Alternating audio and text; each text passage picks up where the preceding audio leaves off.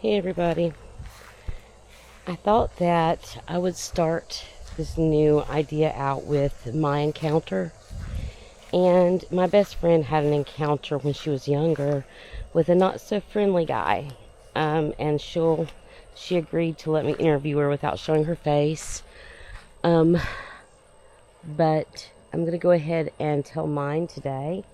And I had shingles not long ago, and I've got the scars on my face and stuff, so I don't feel comfortable showing my face right now without makeup on and stuff. I look horrible with the shingle scars. But let's walk around here. We'll walk around to the front porch, and I'll tell my story. Okay, it started out about 10 years ago, and I was with this man, and he wasn't a good man. He wasn't pleasant at all. He was absolutely horrible to me.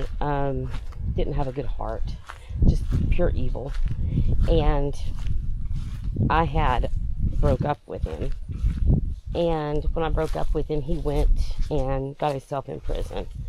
And I had a little boy by him. My other two kids were by my ex-husband. They were older. So, I got a phone call from prison, and this guy aggravating the crap out of me. And I was so aggravated because he wouldn't leave me alone. I ended up having to change my number after that. What's that? Dog. Oh, look here. Look at all these crow feathers. But anyways, I'm getting off subject. They're everywhere.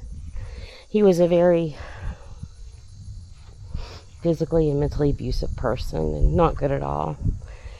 And so he had called, and that got me so upset. And I had asked my daughter, she was 17 at the time, if she could watch the two young ones, which he wasn't young, he was like 15, but MJ, the youngest, was like 2 years old at the time.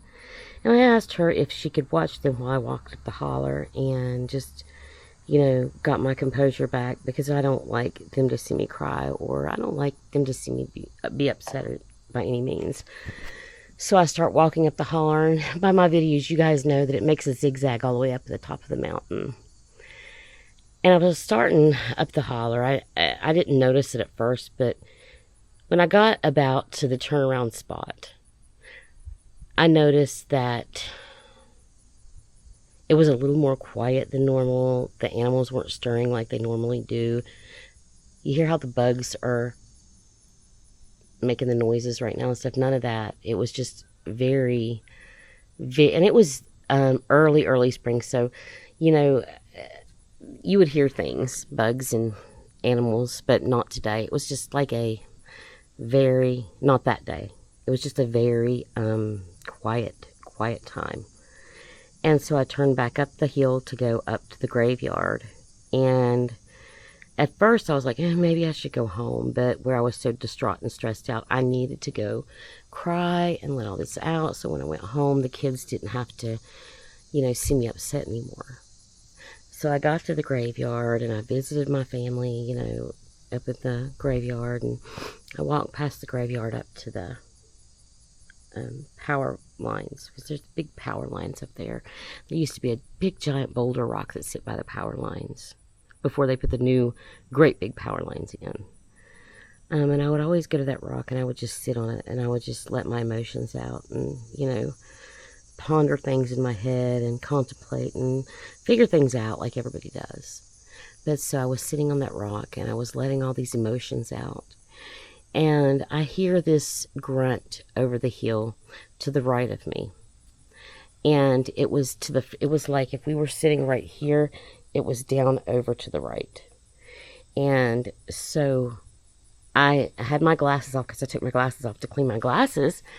And I had stood up on top of the rock, and I turned around, and right over the hill was the most gigantic bipedal man that I'd ever seen in my life.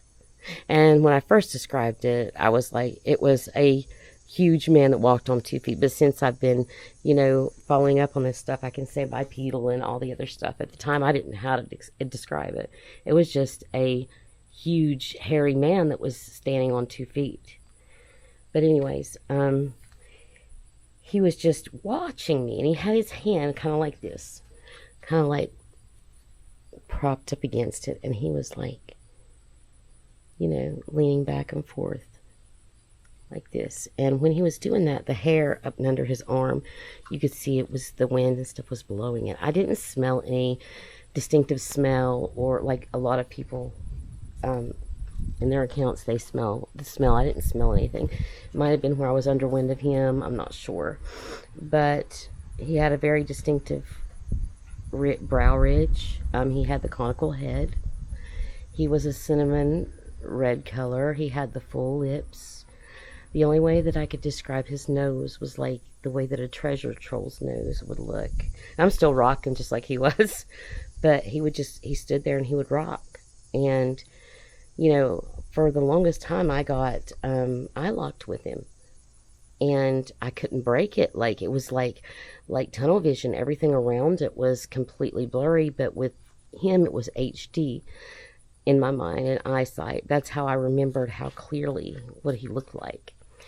And I remember just feeling this peace at first, and then after a second I felt this overwhelming sickness in my stomach. Like I come to the realization that there was something not right, and I didn't understand what was going on, and that I needed to get out of there, because I didn't really understand what was going on.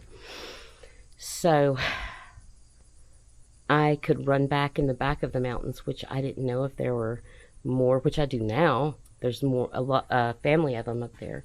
But at the time I didn't know. I couldn't understand. This thing that we were taught never to exist, to be right there.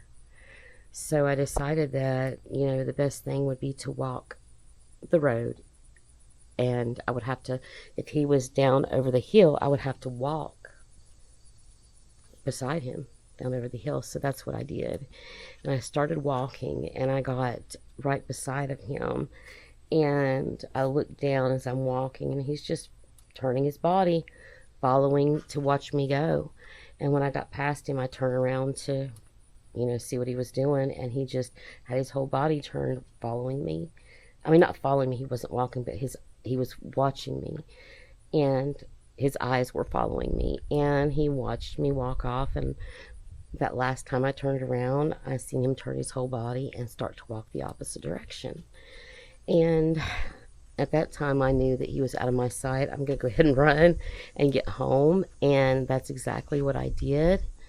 And that was my story. I kind of wanted to shorten it a little bit because I don't have a lot of room to download things on my phone. But nobody believed. The hardest part was nobody believed me. And it sent me on this journey of discovery. And that's what I've did so far. And it's set me on a journey of things that I had no idea would happen. Like, I had no idea that these were a people, and they have their own culture and their language. And I mean, it's just a beautiful thing learning about these people.